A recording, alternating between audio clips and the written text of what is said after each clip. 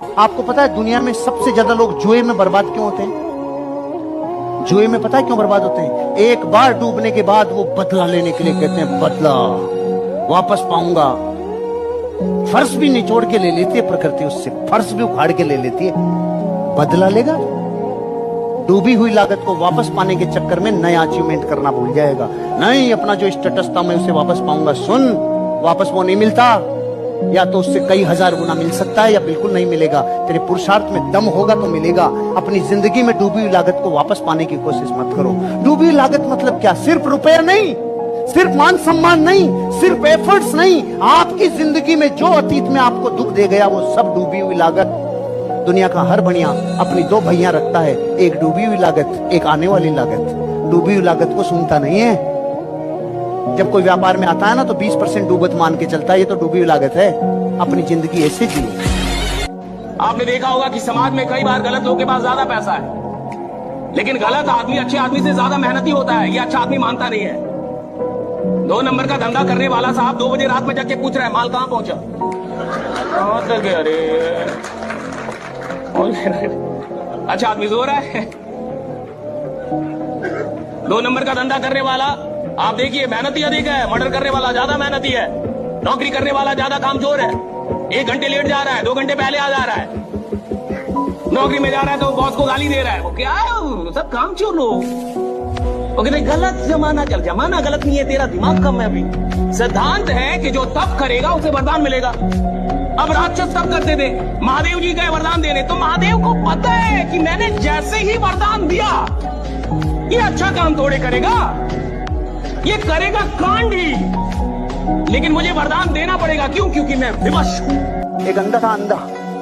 उसको किसी ने न्योता दिया कि आजा खाना खा ले, तो खीर बनाई उसने, तो उसने कहा ले खीर खा ले। तो उसने कहा मैं खीर नहीं खाऊंगा।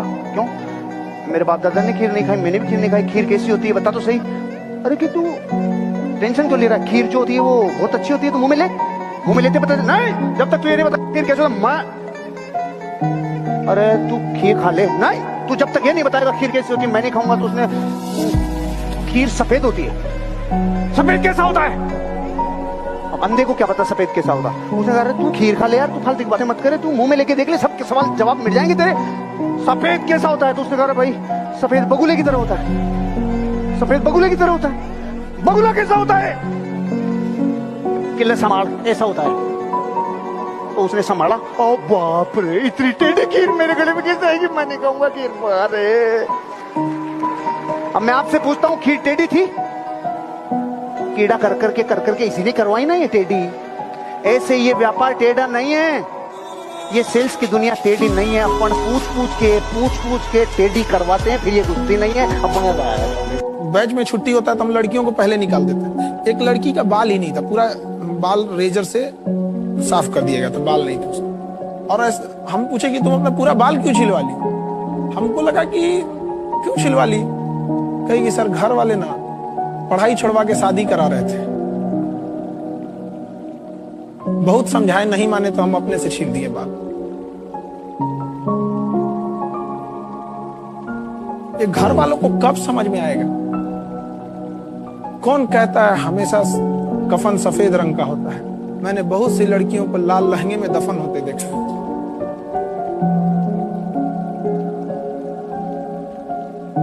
सर, माँ बाप को समझना चाहिए कि बच्चियों को आगे बढ़ाएं। और जो लोग लड़कियों की पढ़ाई का विरोध करते हैं ना, जब उनकी पत्नी को जब हॉस्पिटल जाते हैं ना, तो उस समय उन्हें लेडीज डॉक्टर खोलने का अधिकार नहीं होता है। और जो लोग मिडिल क्लास से बोलेंगे ना कि आपको कुछ नहीं करना है, आपको पैसा आएगा, वो मिडिल क्लास का भगवान हो जाता है। आज अगर मुझे इस देश में भगवान बनना हो तो बहुत टफ नहीं है मेरे लिए। मुझे बस एक ही काम करना है कि बड़े बड़े भीड़ में सबको किसी से भी बोलना है कि आपको कुछ नहीं करना है और पैसा आपको आएगा। आप भगवान हो जाएंगे उसके लिए कि यही आदमी है भाई, और ये अवतार ही है, कल की अवतार यही है। राइट, ये कहता है कुछ नहीं करना है और पैसा। मिडिल क्लास को यह आदमी जान से भी ज्यादा प्यारा है। ये सुनिए, खास बात सुनिए। अब इस आदमी को मान लीजिए सरकार उठा के ले जाए तो मिडिल क्लास आंदोलन कर देगी, लड़ लेगी, मार खा लेगी कि वो आदमी निकाल दीजिए। वो आदमी चाहिए, क्योंकि वही कहता है कुछ नहीं करना है फिर भी पैसा आए। आज हम खुद कमाने लगे तो शौक खुद ही खत्म हो गए, पर जब पापा कमाते थे तो दुनिया की हर चीज खरीदने का मन करता था। आज हम रोज काम पर जाते हैं ताकि शौक नहीं जरूरतें पूरी कर सके, पर जब पापा कमाते थे तब किसी भी जरूरत की कभी कमी महसूस नहीं हुई। आज समझ में आया कि पापा क्यों कहते थे कि जब खुद कमाने लगोगे तब समझ में आएगा कि दुनिया क्या है।